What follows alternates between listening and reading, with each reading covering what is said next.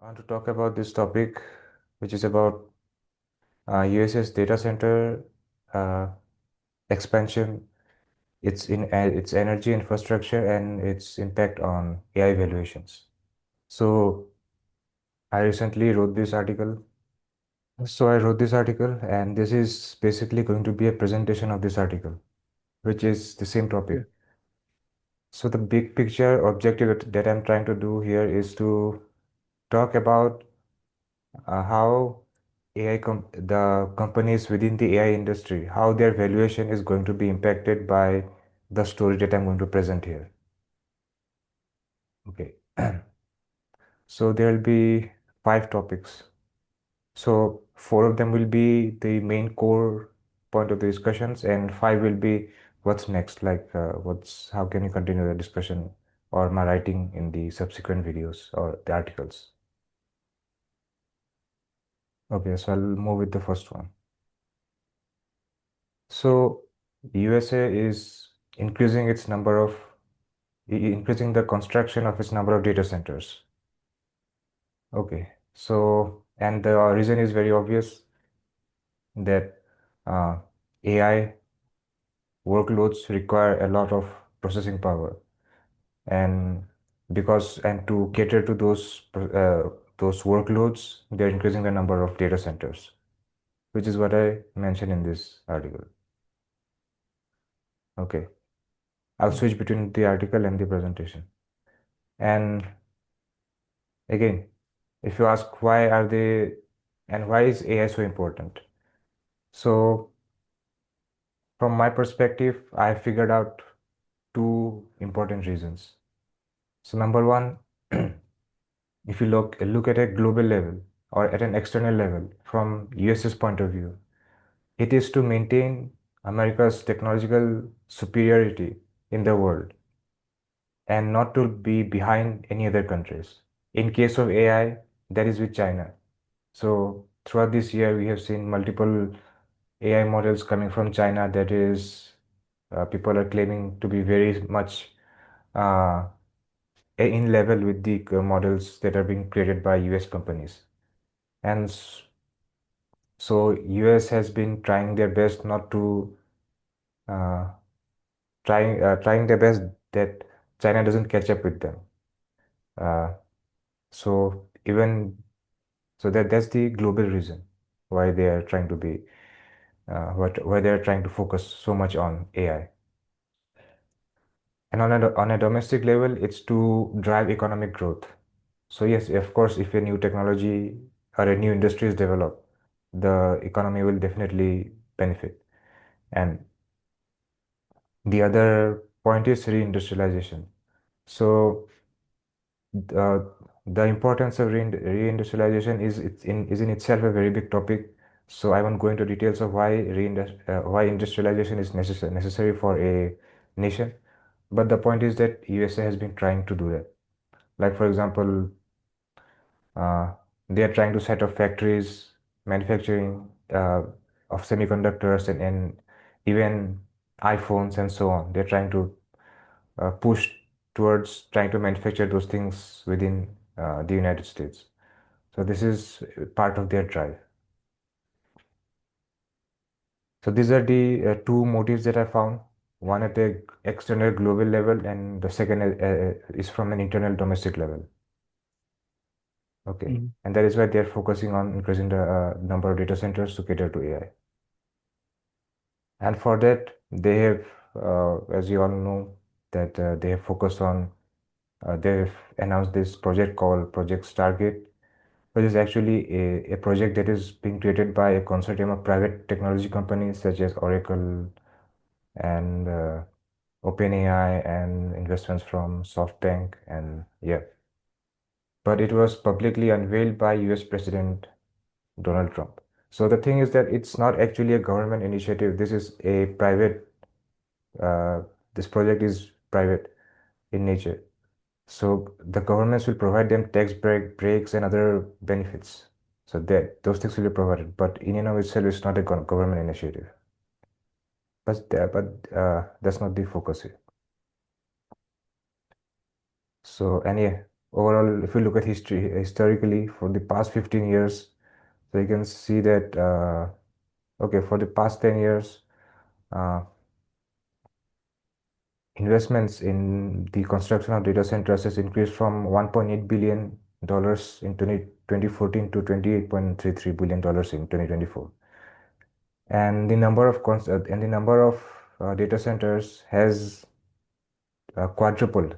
So the in the last 15 years, that means the number of data centers that were in 2010, right now, US has 4 times as much data centers. So that's Mhm. the first point. So far, whatever data and things, arguments that are presented here is to highlight this idea that USA is increasing its number of data centers. But there are problems to this. So far I have explained the fact that they are increasing the number of data centers and also the reasons why they are increasing the number of data centers. But is it actually feasible? Do they have the capacity to actually do this? So one important thing is that data centers requires energy. It requires lots of energy.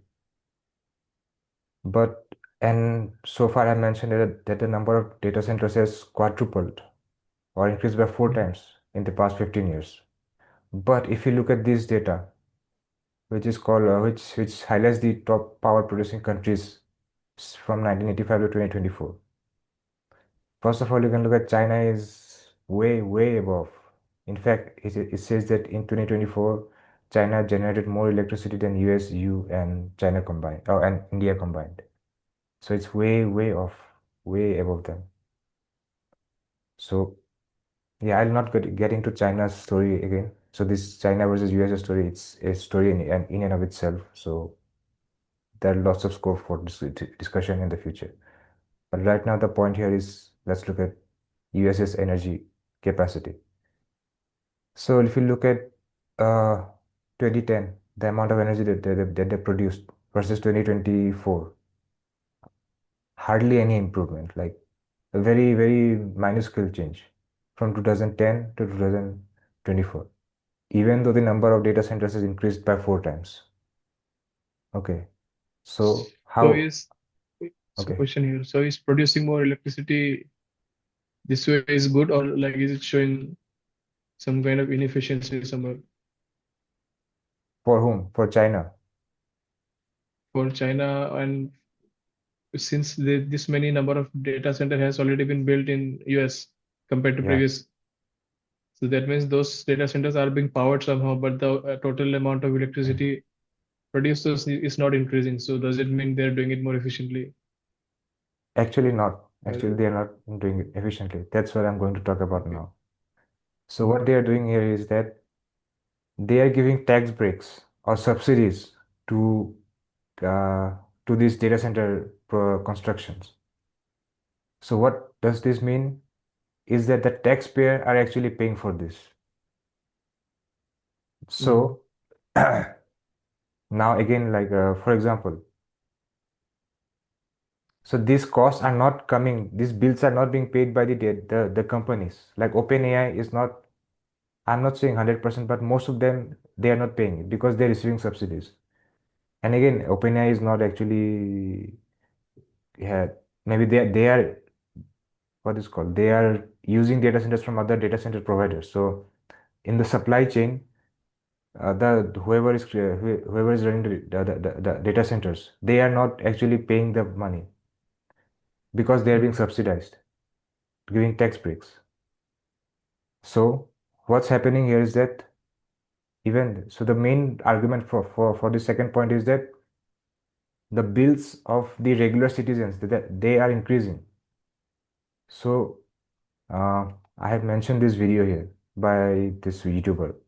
So the details are presented here, but I'll give you the summary is that people's bills have been doubled or tripled in the past few years, even though their consumption has barely changed much. Why? Because the bill has been averaged out. It's like suppose you're living in this, you're renting a house, or like you're renting a room in a PG, in an apartment. Mhm. So instead of you being charged electricity based on how much you are using, with the total bill is average and you have to pay an equal part. Like I'm not saying mm, is the exact thing is happening here, but you get the idea. Suppose you're barely using anything, and your neighbor is has like 10, he's mining Bitcoin. He has 10 mm, desks and 10 computers and doing everything. But you and him has to pay the same amount of money at the end of the month because it's being subsidized. So that's the trick that they're playing here. So because they don't have enough energy, most of them are going towards this. And so how do they, means less supply, more demand. So how do they get this? Subsidize it and let the common man pay for this. So that's the first practical issue here. The second and third issues here, if I go back here, again, that's practically what I mentioned. Yeah, mm, again, a few more data points are here. Yeah, this is an important one or an interesting one. So there's a massive data center that's being built in Wyoming, which is a state in US, that is projected to use 5 times more power than every home, business, and person in the entire state. And this is annually. This one data center will consume mm, as much power as everything in that state consumes. Not just mm, as much, 5 times as much power. So that is how much energy it requires. But it should also be known that Wyoming is not one of the most uh, top states within the United States. I think, yeah, it's like a mid-category state. So, but still, the fact that a single data center can consume that much energy gives you an idea how much energy is needed by the data centers. And who is going to pay for them? The regular people. Second, if you look at the video I have linked in this article, whoever is watching this can take a look at this one. All of these are explained in much more details. I'm just going to put it in. Yeah, so you can see the subtitles here. mm. Yeah, so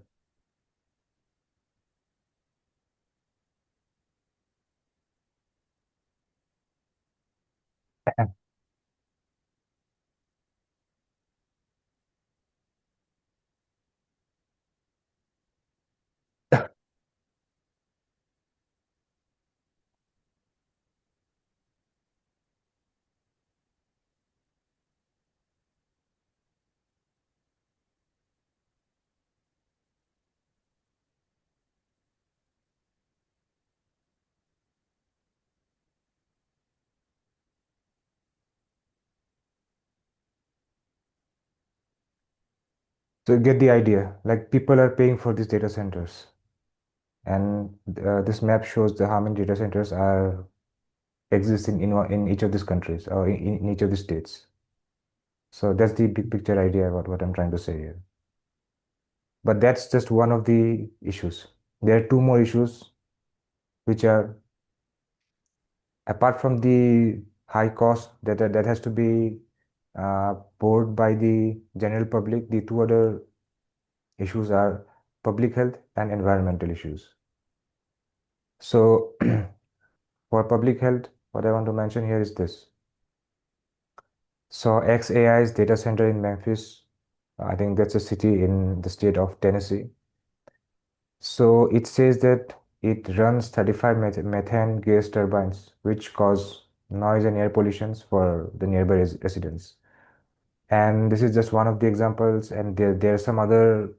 Again, if you look in this video, there are other examples where because of the uh, construction of data centers in the nearby areas, people's like the water supply is being polluted.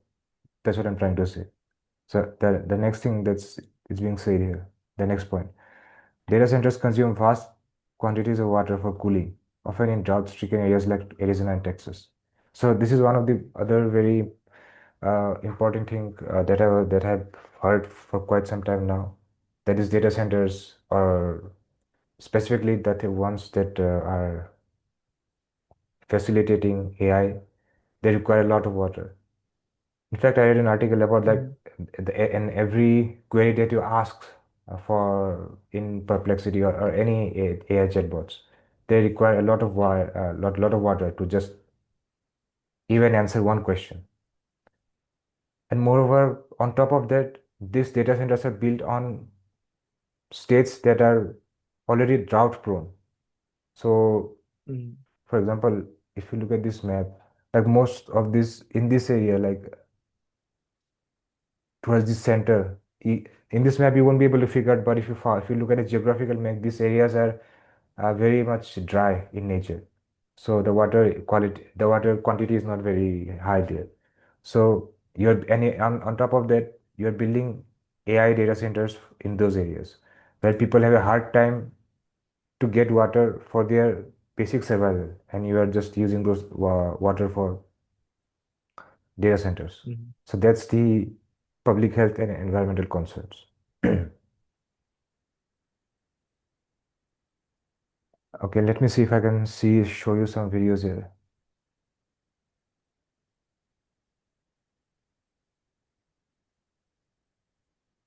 Okay, if you look this,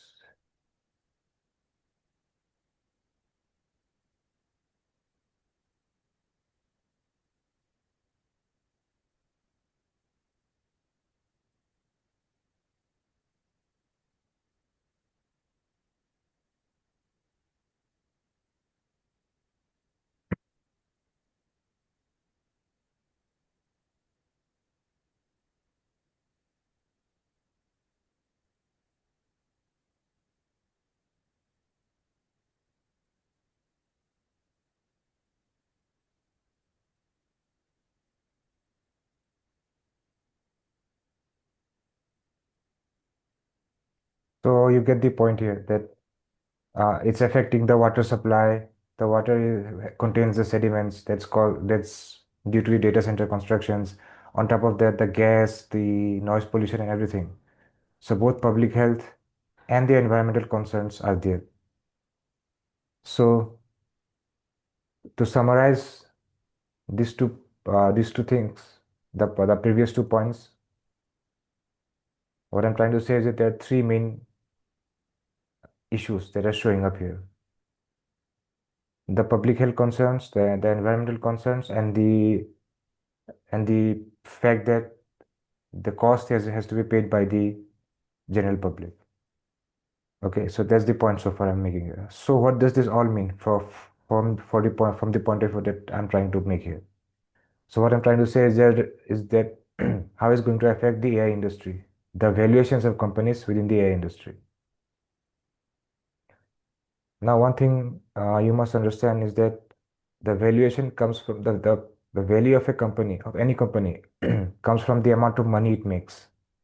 Okay. And the amount of money it makes depends upon how efficient it is. So you might know that you might or may not know, but that there are two things called the top line and the bottom line.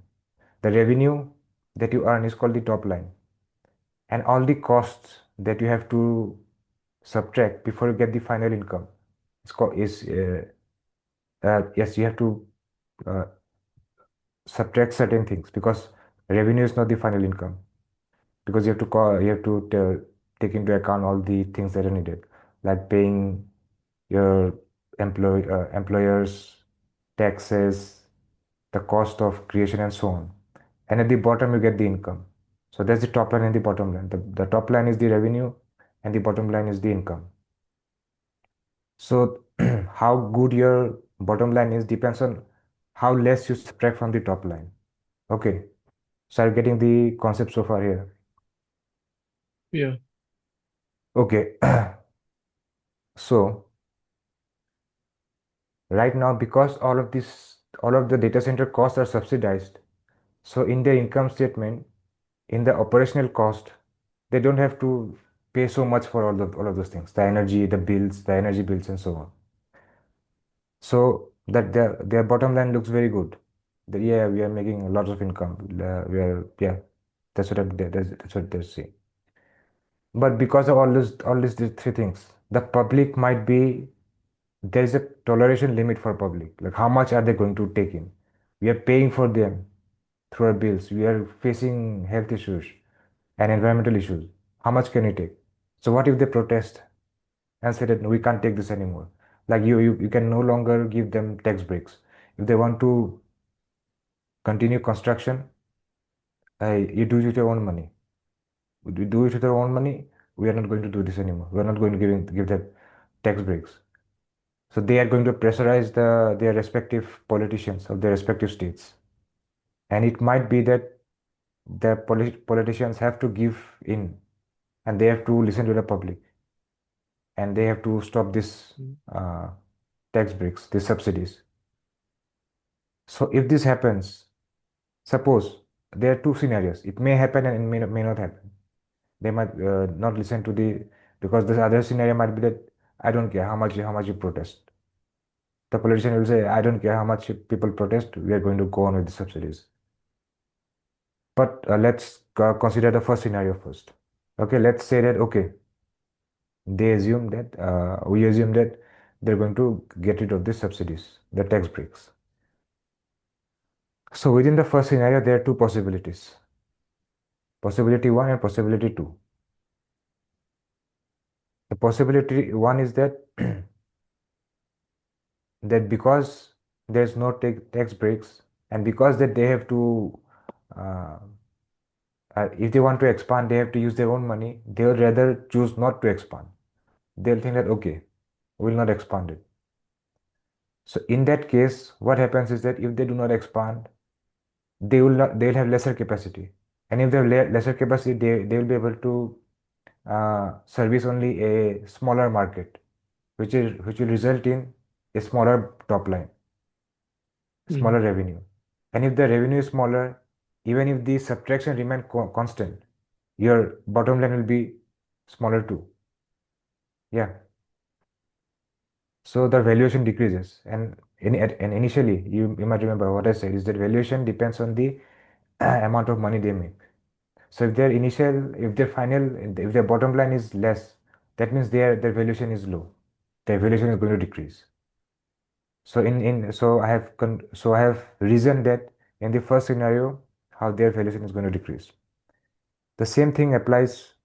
Now let's take a look at the second scenario. They might say that, okay, fine, we'll do it ourselves. Okay, we'll take our own money and we're still going to expand it. In that case, what happens is that, okay, they are going to be able to cater to a larger market. Their top line or the revenue will increase. But now what will happen is that their operation cost will also increase. So they'll have to subtract a higher amount from their revenue. So the result is the same as the first step. Their income will decrease. So whatever happens, their income will decrease if the government decides to reduce the tax breaks, and hence their intrinsic valuation will be decreased. And so all the talks that we have been looking at that AI companies are valued at what we talked. So we know that OpenAI is valued at around 300 billion, and recently, I think that even in the past week there were news that uh, OpenAI they're trying to sell more shares to raise fund, which will value the company at $500 billion. So yeah, you can see how much their valuations are increasing. So the point comes here to this fact that are they overvalued? Is this a bubble?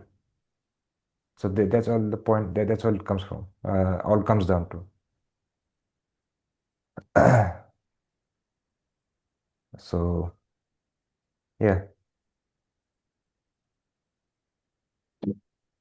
So the rest of the thing is I've already explained the thing. That's what it is.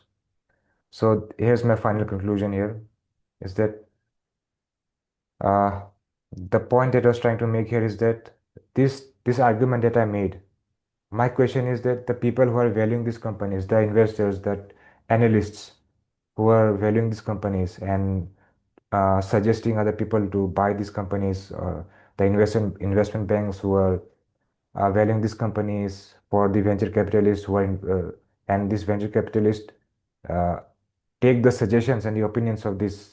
of the analysts who are working for the investment banks and their valuations. Uh, My question is, are they taking this scenario that I mentioned into consideration or not? If they are not, then potentially the companies are overvalued, and the investors are paying more than what these companies are actually worth. That's the whole point that I'm trying to make here. That, so in one line, what I'm trying to say is that AI companies might be potentially might be overvalued, potentially, if this thing happens. So, yeah, that's point four. Okay. So before I move to the next section, do you have any questions or any comments? Let me think. So your conclusion basically was that these are the limitations or some negative points of AI companies overall or AI models overall. Yeah, And you think that if these things are not addressed properly, that over in the future or in the long term, it will affect their company performance, basically. But yeah, I was thinking like this kind of situation is not, or scenario is not really specific or individuals for the AI companies itself, because I mean, the exact points could be something that is only happening to AI companies, but the impact you're seeing for like it could be there for other industries also, where there are some drawbacks that are affecting the regular day-to-day livings of other human beings. But those industries still they just ignored it, or like there could be so many other like it is almost like conspiracy theory kind of things, but where the government will either ignore you, be like powerful people will lobby other people to keep you silent. So those kind of scenarios where other industries have already thrived, even though they were making or they had limitations like this. So I think that given the importance of AI and this race between AI, US and China, I don't think no matter how much there is upheaval amongst the people of US, if even if there is any, I think this thing is going to be ignored because they will think it is better to cause harm to their own people than to lose to China at any cost. so that's your Yeah, opinion. yeah. Yeah, I'm looking at because it other. I'm looking at that point from the point of view of like the entrepreneurs or the politicians, yeah, because they would like to keep their position of being the dominant one. yeah, And if they try, because like, yeah, yeah, continue. Then I'll say. yeah, like if they in any way listen to, if enough people are complaining about this and they start listening to them, then ultimately it is true that the AI development will be affected Mhm. and China will go ahead. So I don't think they in any scenario want that to happen. Exactly. Yeah. Uh, you said the exact thing that I was going to say next, because that's what I've written here as well. So what I've said is that the the future scope of research would be to quantify the probability of this event. Like I told about that, if this happens, if there is a removal of subsidies or tax breaks for data centers. So my whole argument depends upon this thing happening. But what's the actual probability?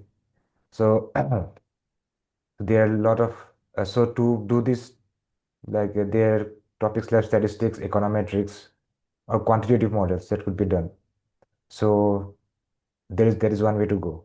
But intuitively, this is what I was saying. But intuitively, it seems less likely to happen. So whatever you say. Mm. So my Yeah, argument is basically the same. The US is in a race against China, just aggressively been investing in this. By massively by creating this massive dedicated AI infrastructure, the US aims to stay ahead. Yeah. mm, And apart from that, since Trump came into power, in one way or other, I have been listening. I have been getting this thing to be very. I've been repeatedly hearing this in one form or other, that USA aims to be the leader in three critical technologies: AI, semiconductors, and quantum computing. Okay, so thus slowing down data center constructions wouldn't make sense, as it would be acting against their mm, strategy. They're trying their best to beat this thing, and it doesn't fit. It doesn't fit this. mm, yeah. So that's what I'm saying. So by that logic, they wouldn't want to do anything. They would slow down their pace of progress against their technology. Because any move to curb the construction of data centers would put USA at a competitive disadvantage against China. So essentially, whatever you have said, that's what's the reality. That's what's going to happen. Means that's the intuitively speaking, It's that like, yeah, seems. yeah. So I end this article with this thing. So on the one hand, at the external order level, there's the competition with China for AI supremacy. And on the other hand, at the internal order level, there are concerns with rising electricity bills, public health concerns, and environmental concerns. How will USA deal with this? What will be the strategy? So that's all it comes down to. Now it's going to be, it will require a lot of analysis and brain power to analyze how will USA actually deal with the situation. This is where it all comes down to. Like it's an interesting exercise from a analyst Mm, perspective. Now again, like how will how will they move? So this is what I aim to talk about whatever I write next, and after writing, whenever we discuss next. So mm, we have 2 minutes left. So I'll talk briefly about this thing. I mentioned this thing called external order and internal order. So all of these terms I've used from Ray Dalio's framework, which I mm, think we have discussed maybe a while ago, a couple of months ago, maybe yeah. I talked about this. So I'll be analyzing it from his perspective. And during that time, we also had this debate about how practical or how realistic this concept is or not. So briefly, I want to talk that you mentioned it correctly that it is not actually a theory. Even didn't mention it as theory. It was my mistake to assume it, to call it a theory. He called it principles for dealing with the changing world order. So it's a Mm, principle. It's a structured way to look into it, but it's not like the law of gravity like Newton. Like it's not predictable 100%. So it's a big mm, discussion topic in and of itself. So in short, what I'm trying to say is that it's not a robust theory like the theory of gravity. Like if you given the equation, you'll know exactly what will happen 5 years into the future. But it's a structured way of studying the present and uh, trying to come up with possible future scenarios in a structured, logical, and in educated manner instead of just being emotional and they, oh no, in 5 years the world is going to destroy itself. That's not a mm, structured way of thinking about it. So that's what it is. Instead, it's saying that, okay, yeah. given the current scenario, how I think the future is going to evolve in the next 5 years, 10 years, and so on. So that's what I'm going to address here. So that's it, I think so. It's going to be over in any minute now, any second now. Okay.